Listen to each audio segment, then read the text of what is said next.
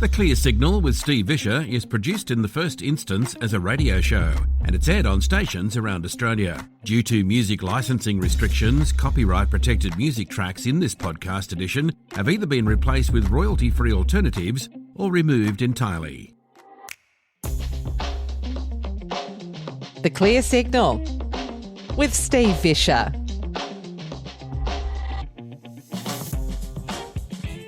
Well, g'day and welcome to the show. It's great to be with you on this very first edition of The Clear Signal, a new program that aims to look at a few issues around the place, meet some great people, have some great interviews and play some great music along the way.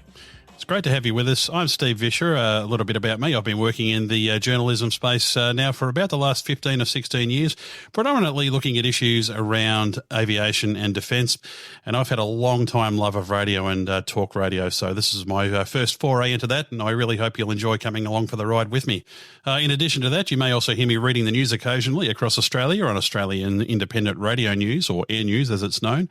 So talk radio is something that holds a fascination with me, and I still think it's a great way to communicate issues and really get discussions going. We're going to touch on as broad a range of topics in this series as I can across the journey, and I hope it does stimulate some discussion here and there. I'd love to get your feedback on that. You can do that through the website, which is clearsignal.com.au, or you can shoot me an email direct anytime you like, and the address there is steve@clearsignal.com.au. Now, I mentioned that I specialise in aviation stuff. We're not going to be talking about planes every week, but we are going to be talking about some aviation issues a bit later on in this edition. And that's because the biggest aircraft manufacturer on Earth, or at least arguably so, and that's Boeing, well, they've not been having a very good time lately. You may recall in the news just recently that a near-new Boeing 737 in the US lost a door in flight. I mean, the door just popped off. I mean, that would be terrifying, wouldn't it? And that's brought to light some really, really disturbing things going on there at Boeing. You'd want to have the confidence that when you're flying on a large airliner like that, something that's been so highly engineered, that, these things have been built properly and there's some sort of great quality control process going on there in the background. So what's going on there? We're going to be exploring that with a long-time aviation analyst from the United States, Rob Mark. That'll be coming up a little bit later in the show. But first up, we're going to be talking to Andrew Bogut. Andrew Bogut's a man who's had a long sporting career in basketball. He's played at the very highest levels. He's had all sorts of championships to his belt, playing in the NBA over there for the Golden State Warriors and a number of other sides as well. He's a multiple Olympian, and he's represented Australia many other times besides. Now, Andrew's a man who doesn't mind speaking out about issues. Most recently, in fact, he brought up the issue of transgenderism in sport, and that started what turned out to be a national conversation around that. Now, Andrew's someone who doesn't mind speaking about issues just like this, and he doesn't mind tackling politics and really going out on a limb there, some would think, and doing things that might be dangerous in terms of damaging his earning potential or, copying slamming in social media, all that sort of stuff. He'll be on the line shortly. But, getting out there and, doing that sort of stuff, well, perhaps it is a little bit dangerous. Here's Big Data here on The Clear Signal. The Clear Signal. Steve Visscher with you, and my guest this week is the part owner of the Sydney Kings NBL team and Olympian as well, Andrew Bogut. Andrew, thanks for your time. Welcome to the show. No worries. Yeah, I'd like to say when you're in Melbourne, I would like to say welcome home, but you actually took the extraordinary step a couple of years ago during the height of the COVID, I'd say COVID madness here, to relocate your family away from Victoria. Was that a big step at the time? I mean, a lot of people did it at the time. Yeah, it was a huge step. We, I had born and bred in Melbourne, and kind of the last, 15 years of my life, whilst I was playing in the NBA, I'd come home to Melbourne every off season. And every time I'd come home to Melbourne, I would slowly set up another piece of life for post-NBA. So every year I'd, buy a property, or I'd buy something with a long-term mindset of once I'm back in Melbourne, I'll have all these different things to kind of look after and do. There was a house I was going to build, which was in the news. So I bought that property, bought the property next door to it. Had a property for kind of my muscle car collection, set up a basketball facility. So all these kind of things were with the mindset of one day I'm going to retire in Melbourne. Like it's, we're all into that fact. And we, retired from basketball in 2020, and we were kind of, in limbo of where we were going to live because we didn't have a house in Melbourne at the time. We were about to start building. And then we, basically had purchased a holiday house late 19 in Queensland. And at the height of COVID, we were stuck. We were actually stuck in Queensland, funnily enough. So we came up for a holiday in March or April of 20, and literally everything was shutting down around us. And we're watching the news, and Melbourne was already probably the most aggressive from the start. And my wife and I were like, we'll just wait up here until things die down a bit. And things didn't really die down. And we were right in the middle of potentially starting a build, going through all the permits. I had to go to VCAT for that. A bunch of greenies got mad because of too much soil removal and too many trees that had to be moved. So they fired up and protested, and I went to VCAT. We ended up winning VCAT, but about 2 weeks after getting the VCAT approval, which I think was in 21 or 22, I put the house up for sale, and we decided to stay. It wasn't an easy decision. We were back and forth on it. Family, friends are all in Melbourne, and we kind of were starting fresh up in Queensland. But we ended up liking the fact that Queensland's different within its own right. It's smaller city-wise, but just seeing people were happier here. It just seemed like the sun came out every day, generally, 200-300 days a year, the sun's out, and people just genuinely were happier. It really is a different vibe. And I know you and I both grew up in Melbourne, and in fact, in a similar part of Melbourne, as it turns out. Melbourne is not the same place now as it used to be. And I know even through that build and even through that COVID era, you were one of the few people with quite a profile, a sporting profile, a media profile, who were prepared to really voice concerns and to speak out about that. And I know you copped a lot of flack at that time. Did that affect you? Was that part of the decision process, or is that just par for the course? Didn't really affect me. I've always been outspoken, whether right or wrong. I kind of give you my opinion on things. And I've traveled all around the world. I've lived all around the world. I've lived in really good places, really bad places, few and far between. I've spent months at a time in places in Europe in the off season. So I've experienced many different cultures and many different walks of life. And I saw, even before COVID, I kind of saw the changes happening in Melbourne, which wasn't, I guess when you grow up somewhere, it's emotional and you kind of are blinded by certain things. But once I started looking at it from, a cloud up top, just saying, hang on a second, is this where I want my children raised? I didn't. And it's no offense to the people living there, but the changes were immense. It was becoming a rat race city. The only pros we kind of had were the restaurant cafe lifestyle is good in Melbourne, and our friends and family. Other than that, all the other boxes ticked were elsewhere. And, it's harsh to say I love Melbourne and what it was, but the Melbourne I love, I think is no longer. I think that was, 80s, 90s, even early 2000s, growing up there was great, but I think it's changed a lot now and it's different. I just, I still travel to Melbourne a fair bit. I go almost every other month, a lot of friends and family there. And it's super noticeable how stressed people are. And especially now coming out of everything that's happened with COVID, the cost of living in Melbourne's probably number one in the nation. I mean, Sydney's always up there as well, but I think Melbourne's with once you factor in all these taxes they're implementing and whatnot, I just think it's a stressed people that are on the edge, and the weather that doesn't help and all that kind of stuff. So yeah, there was a lot of backlash towards me, especially people in Melbourne. Melbourne are very proud people, and because I was kind of talking, somewhat negatively against it, which hurt me to do. By the way, I'm born and bred. Well, you were saying things that needed to be said. Yeah, and like I said earlier, I had everything set up to stay in Melbourne for the rest of my life, everything, and I'm still. It's a good problem to have, but I'm still going through transitioning all that stuff. Still, there's still some stuff that I'm like, man, what do I do with the basketball court that I built? What do I do? So trying to figure all that out. But yeah, I mean, I just looked at it from trying to be non-biased because of the heartstrings, and for my kids and their lives, I think it was the right decision to move up to Queensland. You're a man who's had great sporting success, and you've had, through that, you've earned a very comfortable living. You've made a lot of money, and a lot of people know that through the NBA. I suppose, in a way, it could be easy for you to have sat back and not said anything. I mean, there's a lot of sporting stars that didn't really say a lot, or not only sporting stars, but people who had a high profile in the community. I suppose, in a way, it could have been easier for you to sit back and not say anything about this subject or about transgenderism in sport or other issues that you've been outspoken on.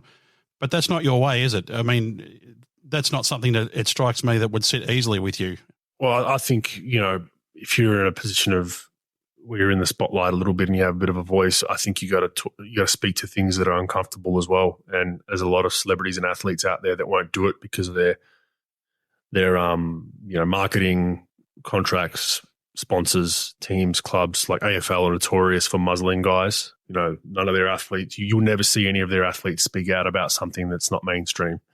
Well, that's against the mainstream. So transgenderism in sport is a prime example. You'll never see any of them speak out because they'll get absolutely pummeled by their clubs. They're basically talking, walking robots, in my opinion. And that's not a knock on them because they get absolutely smashed by their clubs. They bring them in for meetings and they talk down to them and you can't do this and you can't do that. And it's crazy. I think they have, everyone wants to talk about athletes using their brand and their spotlight and using their, kind of presence for change and for social good. But when it's conversations that are controversial or that are not, pro in the mainstream, they go awfully quiet. So people can look at me as a hypocrite because I was retired at that point. But if you look at my history throughout my career and my NBA career, I got in trouble numerous times for speaking out about numerous different things. It didn't bother me. I had people emailing the club saying I should be cancelled because of my views on some social issues, So I've got those emails on my computer. I still have them saved because I read them every now and then and laugh at them. We look at the online mob and the way that can really kick up, and it seemed to be quite an organised process at that point in time, particularly someone like yourself or myself who was, speaking out against even the Victorian government at that time. But I also found, interestingly, that if you really drill down into some of those social media comments, I think you got a lot of support too from people who maybe even thought that you might have given them a voice to speak out. Like, here's someone who's finally doing it and finally saying what we think. Yeah, look, social media is, I think, it's a mirage. I think a lot of the people that, like you said, it's organised groups of 50 to 100 people that probably have 50 or 100 accounts. It's bot farms and all that kind of stuff. But there's actual people, the activists. They have. I know because I've received abuse and threats from certain people online, and you block them, and then another profile starts the exact same way, the exact same language, it's the same. You can tell it's the same person, right? And I'm on 10, 11, 12 times blocking some of these people, right? That abuse, that send threats and abuse and all that kind of stuff. But it's a mirage. It's a small number of people both ways. The support was definitely more, but if you went online, you would think it isn't.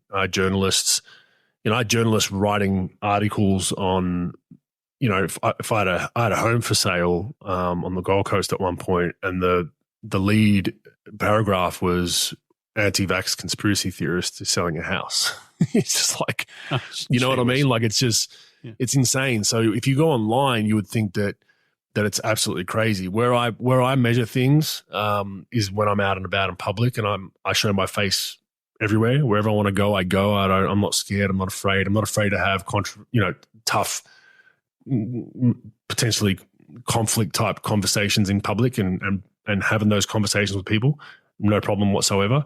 But it's literally 95 to 98% positive. People coming up saying, "Thank you. Really appreciate what you did," and that I've lost marketing deals, I've lost sponsorship deals because of this. But like you said, I don't really need the money. But in public, it's completely different to what it is online. Well, in fact, that's how you and I came to know each other. We, when you were covering a topic at the time, which was around politics and legal stuff here in Victoria, which we won't go into now, but that was a topic that I think really needed to be covered, and the media wasn't covering. It was almost as if they were afraid if they did cover it, then they wouldn't be able to curry favour with the government of the day. Which, if that is the case, is quite unfortunate. Well, yeah, they wouldn't get front row seats to the COVID press conferences, that's for sure. And that was happening. There was a lot of media that if they were saying anything negative against the government or calling out some of the BS, all of a sudden you don't get an invite to those precious daily COVID briefings, right? And that was sickening. So I was calling that out. But yeah, I mean, there was a lot going on. There was a lot going on, even outside of COVID. The Victorian government, I think is one of the most corrupt regimes we've had in its history, probably the last 4 or 5 years. I really do. I think the I cook foods thing to me is still mind-boggling. And I touched on that. I got to know Ian Cook and Ben, his son, and what they went through, and probably having a little bit of an emotional kind of bond with me, being a business from Dandenong, where I grew up, knowing those areas and having so many working class people employed by them, to have that business just have its knees cut out from under him was just despicable, and still nothing has really come of it. I mean, the government's a kangaroo court. That they've been. I think the judge ruled that yes, the Victorian government was wrong in the way they handled it, and they were unfairly shut down. But you get no compensation. It's just like what? Yeah, what's the point? So. He's a very strong man, Ian Cook, I think. I mean, just sidetracking into that subject, but he impresses me. I mean, a lot of people would have folded emotionally, I think, and mentally long before he has, but he stood up. In fact, he's even run for Parliament a couple of times. So, I mean, you've got to hand it to the guy. Despite everything he's been through, he's still out there and he's still swinging. Yeah, I mean, look, you wonder why people, you see sometimes, I'm not saying this is right, but you see some people just go AWOL on the news and you're like, well, how do they get there? Well, I think a guy like Ian Cook would have every excuse to, if he had done something silly, considering what they'd put him through. This is a guy that, had started this business from the ground up, and it was his lifeblood and family. He employed local employees. He had bonds with those employees. He actually employed a lot of special needs people, and gave them something to live for, and just taken it out from under him. And, nothing's really come of it yet. And this government just continues to pass the buck around, and no one holds any accountability for any of the mistakes made. We all make mistakes. I think the thing with politicians is, look, everyone makes mistakes. I much rather a politician say, you know what, I got that wrong, totally wrong, got it wrong, and this is how I'm going to make sure it doesn't happen again. I'd rather that than the ring of rosies of the blame game. Oh, it wasn't completely our fault. Like the COVID stuff, it was like, whoa, nobody knew back then. Well, there was people saying early on the effects of lockdowns long term are going to be greater than the effects of the virus, which are happening now. The kids that went to, transitioning from primary school to high school, kids that were in high school that were on homeschooling for 2 or 3 years, those formative parts of their life now have been completely tormented, right? And you can't get that back. It's going to take a lot of time, a lot of help with people, a lot of talking to psychologists and all that kind of stuff. And the government will just pass the buck and say, oh, well, we did the best we could at the time with the data we had. They hide behind that instead of saying, no, we screwed up. And if another pandemic happens, we cannot afford to go down that route. They won't do that. We can't do it, yeah. And I think, too, you look at kids, I mean, as you know, I work as a basketball referee, and I remember coming back out of COVID at that time, and I worked with a lot of kids on the court, and we really had to manage a lot of frustration, a lot of anger issues, a lot of communication issues at that time, because these poor kids had been essentially locked in their house for 2 years and had been socially isolated, and that was a really big issue at that time. Yeah, and we're at a point in society already that we're including myself, we're too much on phones and computers and iPads and all that, and then you factor in the last 3 years, and it was on steroids, right? And kids forget how to communicate. They forget about human emotion. It's easy to be writing stuff when it's in text because it's not really in front of you. It's text. You can say all kinds of wild shit and there's no repercussions. When you're in person, emotionally and your facial expressions and your body language, they all matter when you're in person, like you said. And you saw that with a lot of kids. A lot of kids just went super insular, like really, really insular, where they, there was really no emotion for a lot of kids. Or it was opposite. It was like super like going crazy, wanting to fight, emotional, swearing, talking back to adults and other kids. Or there was kids that just like were like, just nothing. It was like a rock. Like it was like you couldn't get anything out of kids. And I had the same experiences coaching some kids and being involved with some kids. And it was very sad. Even family members and friends, I've had, numerous kids that I know had huge issues during the lockdowns and still are kind of on the tail end of those issues post all the COVID stuff.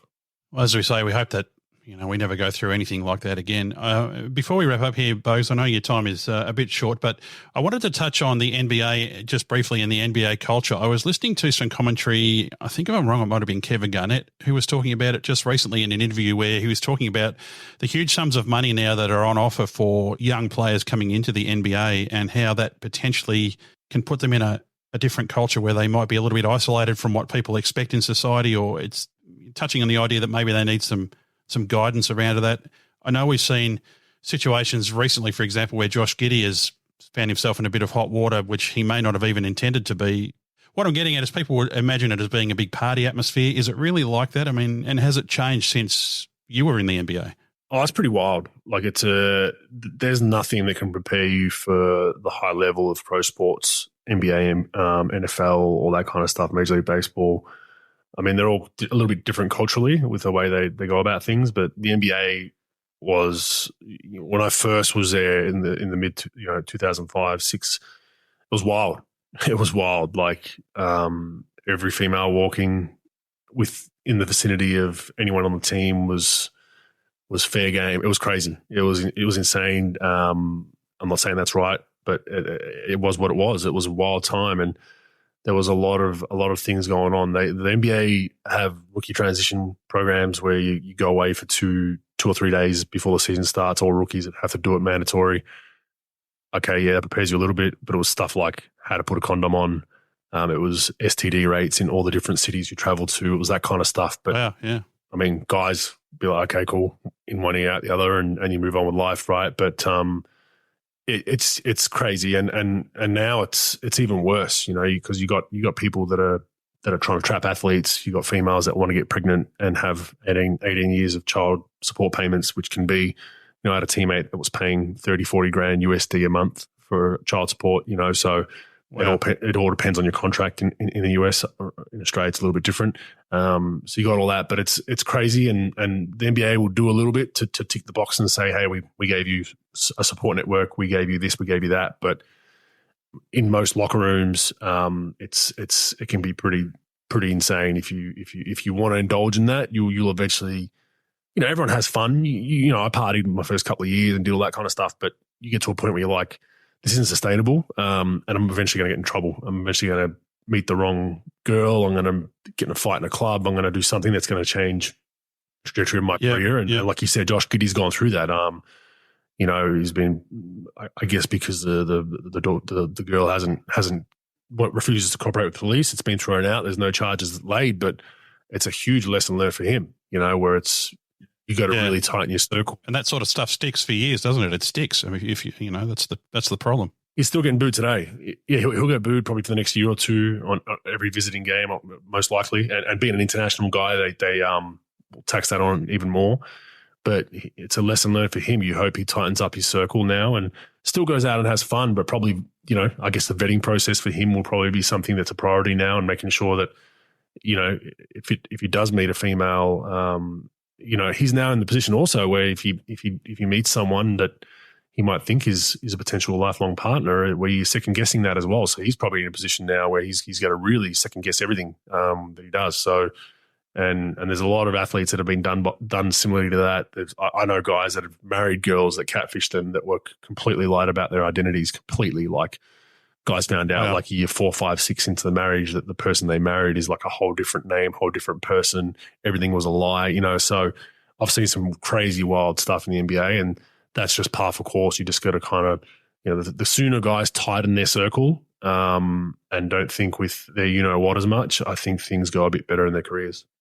Yeah, I think people have to be careful. I mean, and that's an interesting insight into how that culture is, because for people on the outside, they think, well, look at these young men, they're on millions and millions of dollars, and it must be all fantastic. But with that comes a trade-off, as you say. There's always a trade-off for everything. Yeah, and you can't prepare for that. I grew up working class suburbs, not much money to our name growing up. Had enough, lived a nice life, but you get to that environment, albeit it's a small window, 5, 10, 15 years for some guys, but nothing can prepare you for it. Even when you sit in these rooms here and these people tell you, they used to have former NBA players who were drug addicts come in and former drug addicts and come in and tell us, they thought if they bring these people in to show us kind of what the realities are of what happened, guys would take it more seriously, and half time it's a laugh, like they're telling funny jokes and making fun of themselves, snorting lines and all that kind of stuff. But you can't, no matter what, until you live that life and you're in that bubble, you can't be prepared for it. And I guess the best advice is, if you make one mistake, make sure you don't make the same mistake again. And that's the problem pro athletes have, is they'll make one mistake, and then you're like, okay, you usually get a pass for one mistake. Public will forgive you pretty quickly if you move on from it and don't do it again. where you can't forgive guys is second, third, fourth, same old story. Yeah. The guys that don't learn, usually their careers are shortened and they have some issues. It's a great lesson from life. Andrew, these days people can catch up with you for some really in-depth basketball analysis on the Rogue Bugs podcast, yourself and Mike Procopio, and it's great to see you out there. And people should know too that Rogue Bug doesn't only take on basketball issues, that talks about things that are of interest to you and things you think are important. So people can catch up with that at andrewbogut.com. Thanks, Andrew. Thanks for joining us. Thanks, man. Appreciate it.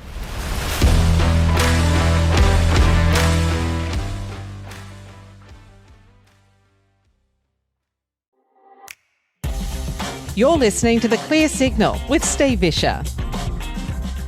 Well, who doesn't like to travel? I know I do, and for many of us that means hopping on a flight somewhere, well, either here in Australia or overseas. And in doing so, there's a better than even chance you'll be doing it on a Boeing aircraft. And if you're using one of the big two airlines here, well, that almost certainly means a Boeing 737. And with the design of that aircraft dating back to the mid-1960s, it's become the world's most successful airliner, and Boeing along with it, arguably the largest heavy aircraft manufacturer on the planet. But, well, it hasn't been exactly smooth sailing for the 737 recently. The current series, which is known as the 737 MAX, has been a problem child for Boeing, the latest incident seeing a door detach itself from a near-new 737 MAX 9 in the US in flight, and early investigations are appearing to show some worrying concerns around quality control at Boeing.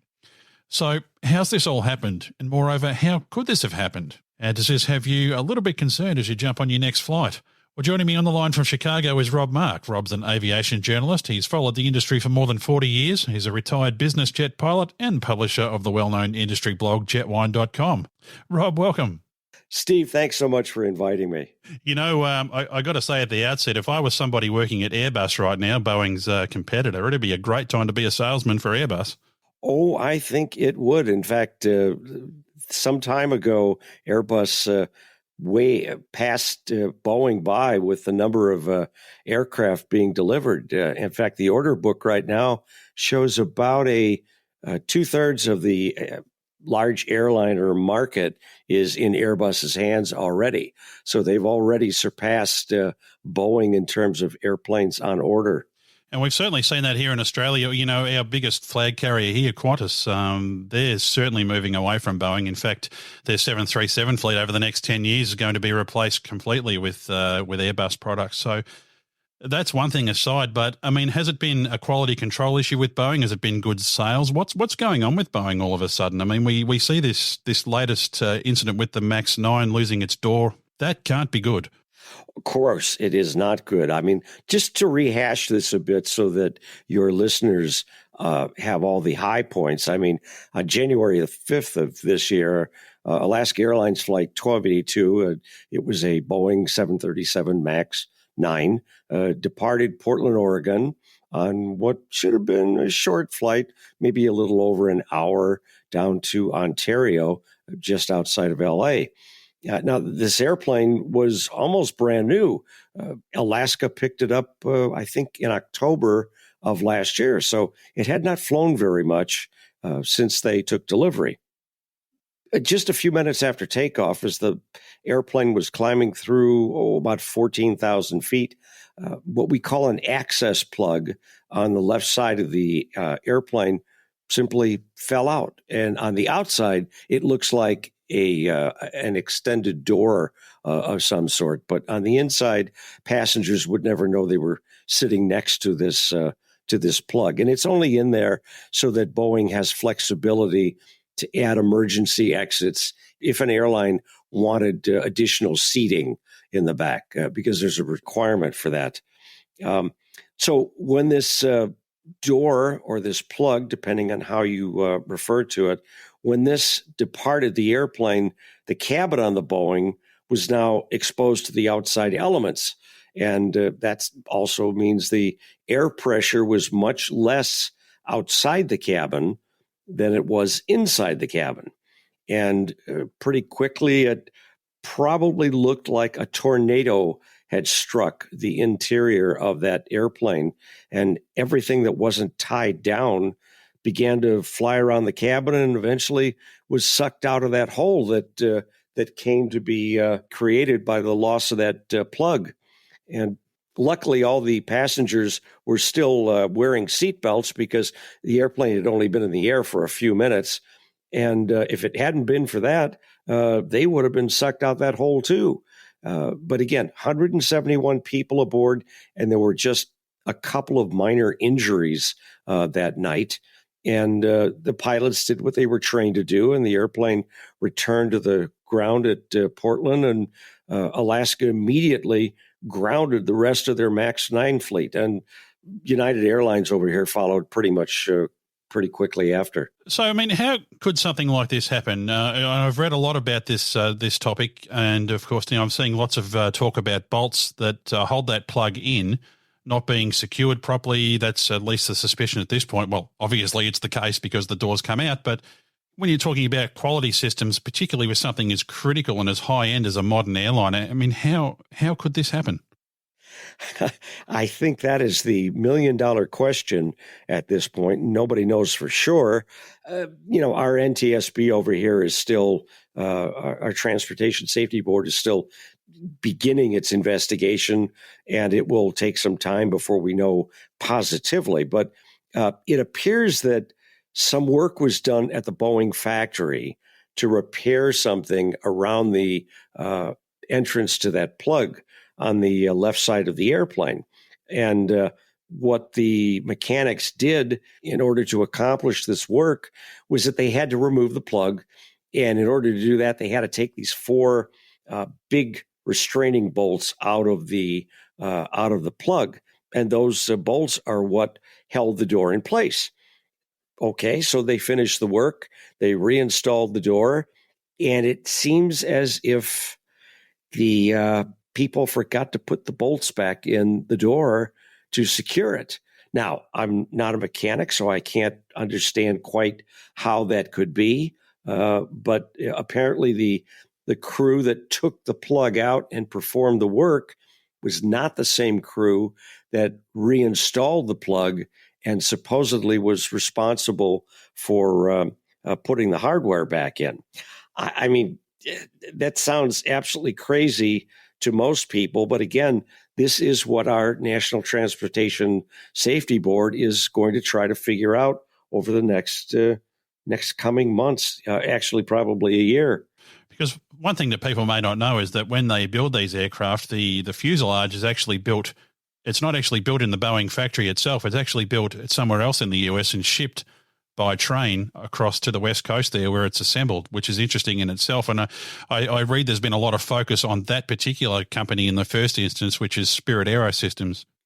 And Spirit Aerosystems in Wichita was originally part of Boeing. And as the company changed, Boeing spun that off and said, you guys just build these things for us and we'll pay you and you make sure the quality's there and we'll all be happy. And Spirit Aerosystems actually builds some components for Airbus as well.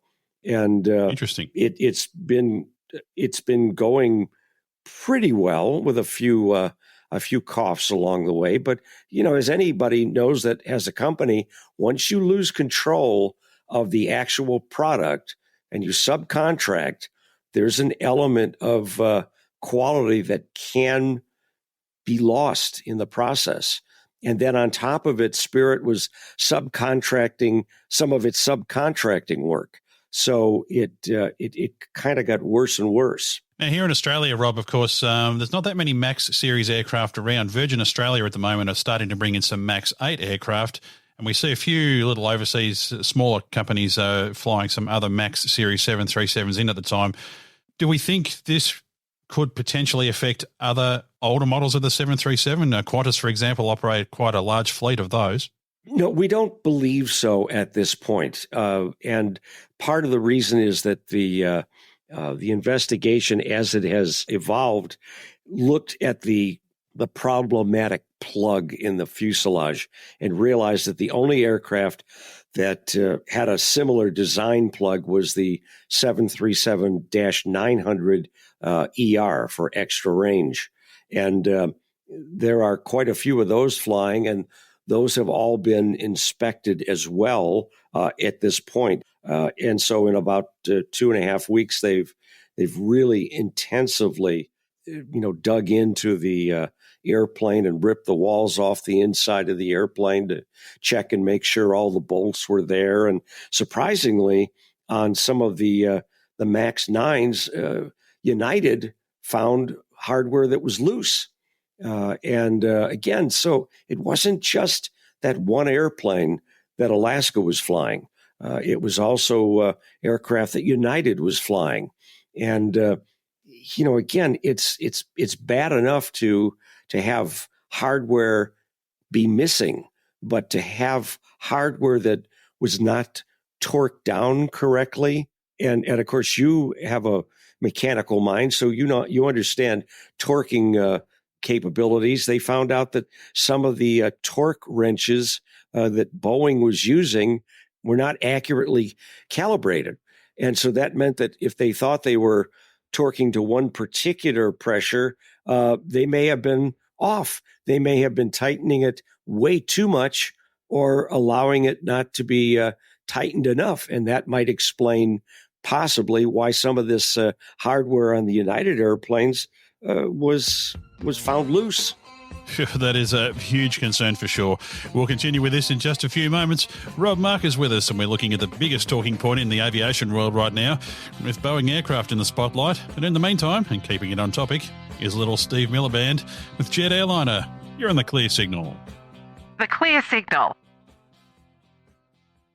You're listening to the Clear Signal, and we are indeed looking at big old jet airliners and the recent issues with Boeing and their 737 with aviation journalist Rob Mark. And Rob, I suppose one of the big things they really need to work out as part of this investigation now is, was this an isolated incident as you talk about there, or is this something a bit wider? Is it something systemic within Boeing? The 737 is not the only aircraft they make, of course. And, I saw that, some executives right up the top of that company would really be wanting to nail that right down right now. Well, it is interesting that we talk about the executives at the top of Boeing because 25 years ago, prior to 1997, Boeing was an engineering, not just engineering focused, but engineering driven kind of company. Quality and reputation for the company and the product was what drove those people. I mean, Boeing's been in business since 1916, I believe, and they've built more than 10,000 airplanes. I mean, famous airplanes, as you mentioned, the 707, the 727, the 747, the 757, the 767, and they've been flying hundreds of millions of miles. And so what happened to change all that? Again, in 1997, Boeing and McDonnell Douglas here in the States merged. And while Boeing essentially took over McDonnell Douglas, it was the McDonnell Douglas hierarchy that ended up running Boeing. And the difference is that they weren't engineering focused. They were financially focused. And what happened, it appears, is that many situations that were engineering projects originally became cost issues. How can we make something faster? How can we make it cheaper? How can we deliver more value back to the shareholders? They weren't as worried about the customers as the previous hierarchy was. It's always that big push towards efficiencies, but we see that in a lot of industries, don't we, where the push to maximize the bottom line sometimes comes at the expense of quality. And I really hope that if that's the case here, that they really get on it, because we've already seen some of these, a couple of these MAX aircraft go in, and we've seen a lot of lives lost. That's a completely separate issue, but I mean, I suppose Boeing, particularly from a sales and a PR standpoint, I think on the one hand too, isn't it? They're a company that's too big to allow to fail from an industry standpoint. But I mean, how do they recover from this in the public's eye?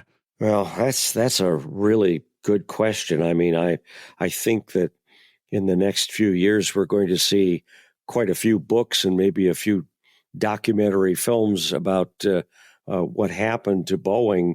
But as you alluded to a minute ago, this is not the first issue that Boeing has had with this MAX fleet of 737s. I mean, in 2018 and 2019, there were those two awful crashes, one in Indonesia and one in Ethiopia, that cost 350 or 375 lives.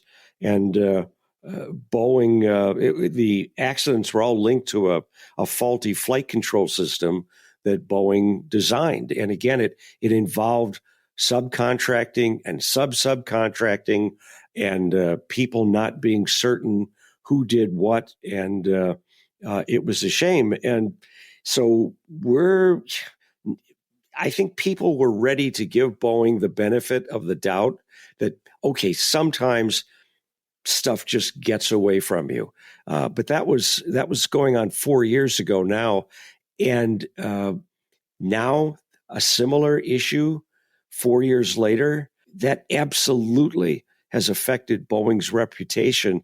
And I'm not sure how or if they are going to be able to pull this one out. Yeah. Yeah, well, time will really tell with that, and we will look with interest to see just what comes out of that, out of those investigations. As you say, that'll take quite some years, but we'll all be looking to see how that comes out. Rob Mark is a long-time aviation journalist. You'll find him at jetwine.com, and you'll also find him every week on the world's most popular aviation podcast, the Airplane Geeks. You can find them at airplanegeeks.com. Rob, it's great to talk to you, and we'll talk to you again soon. Hey, thank you so much, Steve, and be well over there. Well, let us know what you think about your travel plans. Is this on your mind as you take your next flight? Steve at clearsignal.com.au. Anyway, that just about wraps it up for this week. Thanks to Andrew Bogut, and thanks also to Rob Mark for joining us on this very first edition of the show. And it's been great having you along with us for the ride as well. I'm Steve Visscher, and we'll be right back here next week to talk again with plenty of guests coming up and some great topics as well. And until then, be happy, stay safe, and bye for now. Get in touch. Join the conversation. Find us online at clearsignal.com.au. Southern Skies Media.